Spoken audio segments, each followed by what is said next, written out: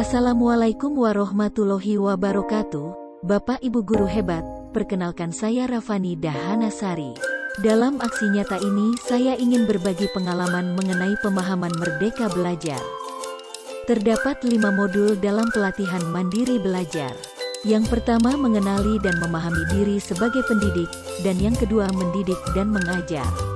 Yang ketiga mendampingi murid dengan utuh dan menyeluruh. Keempat mendidik dan melatih kecerdasan budi pekerti. Dan yang terakhir pendidikan yang mengantarkan keselamatan dan kebahagiaan murid. Kita mulai dari modul pertama yaitu mengenali dan memahami diri sebagai pendidik.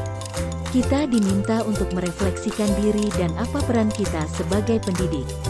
Kemudian memproyeksikan diri menjadi guru seperti apa di masa depan. Menurut Ki Hajar Dewantara, manusia merdeka yaitu hidupnya bersandar pada kekuatan sendiri baik lahir dan batin, tidak tergantung pada orang lain.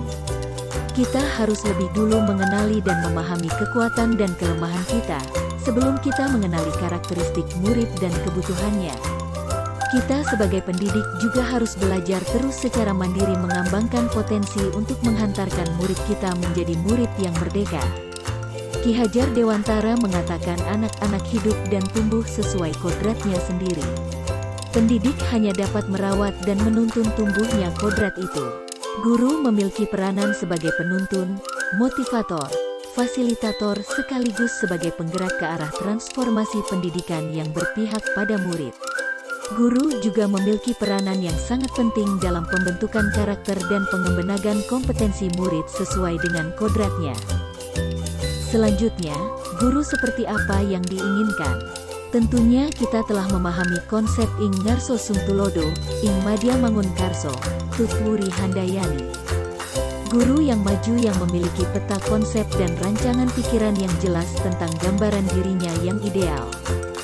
Guru yang mampu memerdekakan murid adalah guru yang telah mampu memahami kekuatan dan kelemahannya, sehingga akan tahu apa yang bisa dioptimalkan dari perannya sebagai guru bagi murid-muridnya. Bapak Ibu yang hebat, selanjut modul yang kedua yaitu mendidik dan mengajar.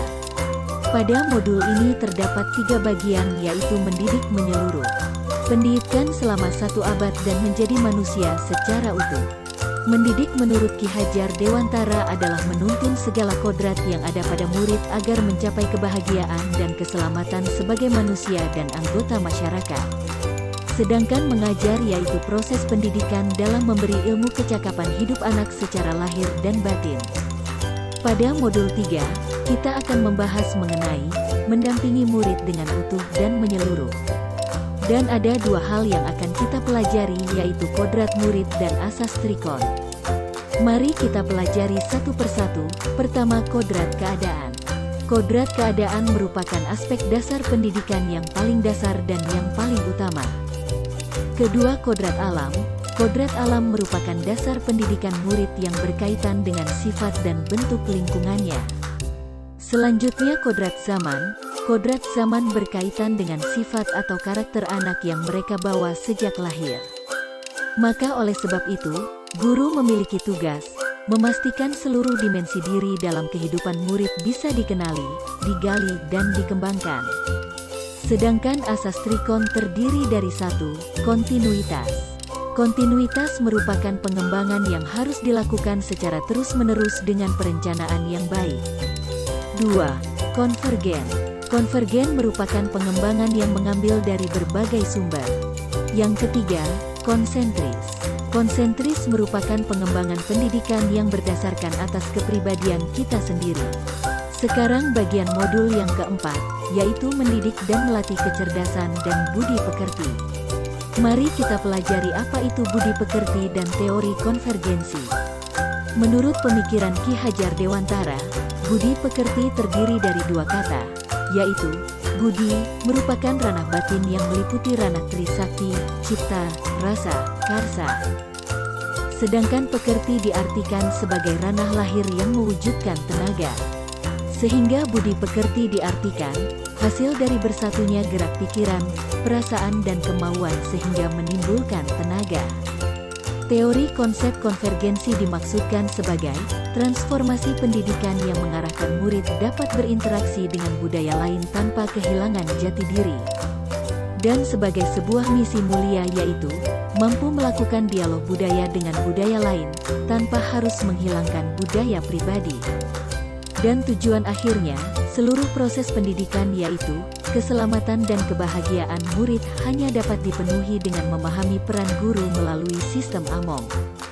Murid generasi natif digital, hidup di era kemajuan, yang mengharuskan guru menjadi seorang pendidik yang adaptif, reflektif, kolaboratif, dan berpihak pada murid.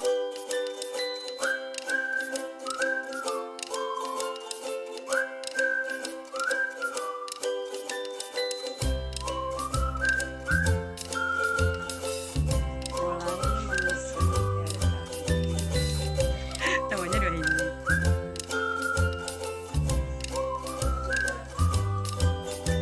Iya, di situ jangan lupa beri nama kelompok dan nama anggotanya. Kalau masih belum paham bisa kalian amati lagi dengan naskah kalian itu.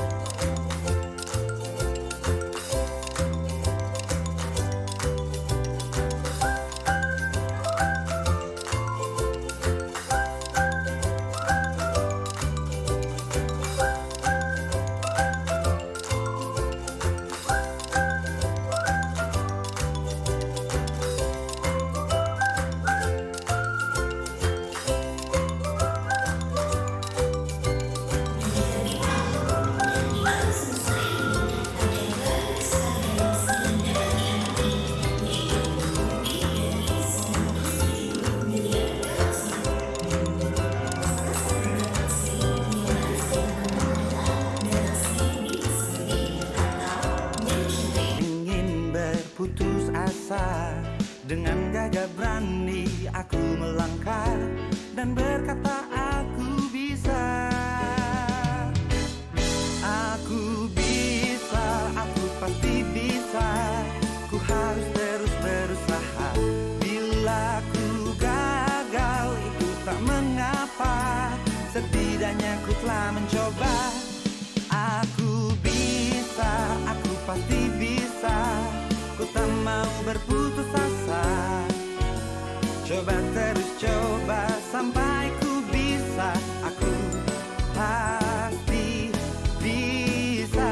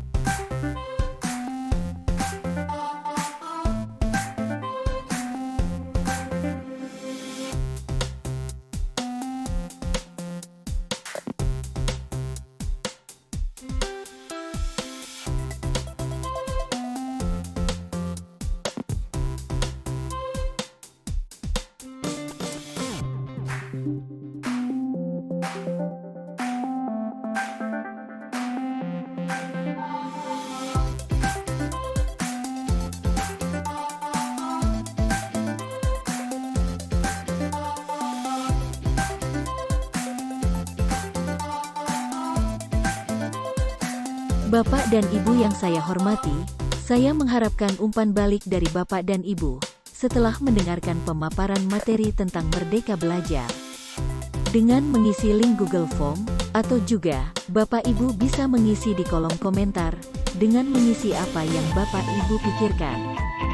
Dan langkah kecil apa yang akan dilakukan setelah memahami pemahaman materi belajar tersebut. Sekian, terima kasih.